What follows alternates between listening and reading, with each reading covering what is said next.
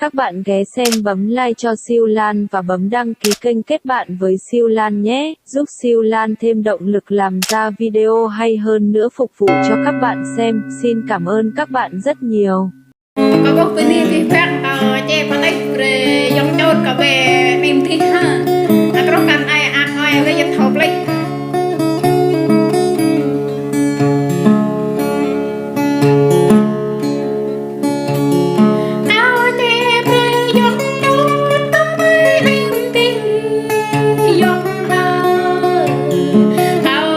Hãy subscribe cho kênh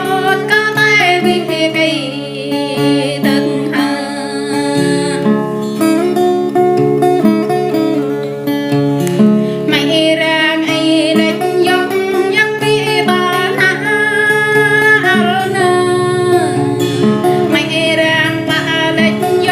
Gõ để không bỏ lỡ